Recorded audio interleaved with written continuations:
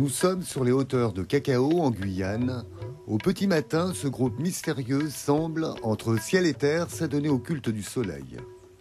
Un calme olympien avant l'action. En réalité, ils sont tous pratiquants de Krav Maga et vont se livrer dans peu de temps à une véritable action commando.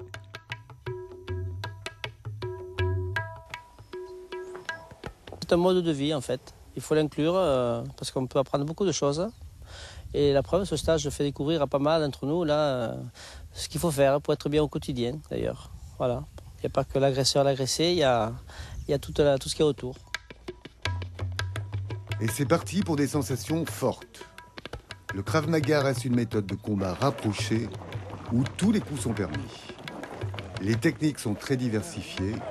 Ici, un seul mot d'ordre, rapidité dans l'action pour éviter des situations de danger à main nue ou avec des armes.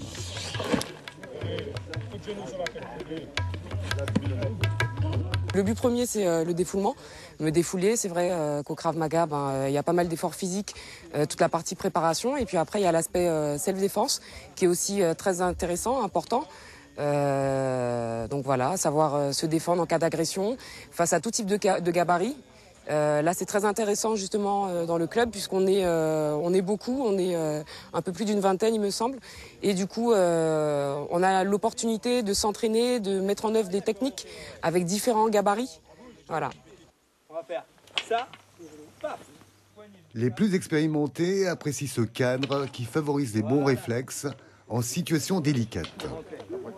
C'est mon deuxième stage. Le premier, il était moins long. Celui-là est vachement intéressant. Il est en pleine nature. Ça démystifie un peu ce qui se passe en salle. C'est vrai qu'être en salle, c'est une chose. C'est dans un cadre. Il y a des règles. Ici aussi, il y a des règles. Mais là, nous sommes en pleine nature.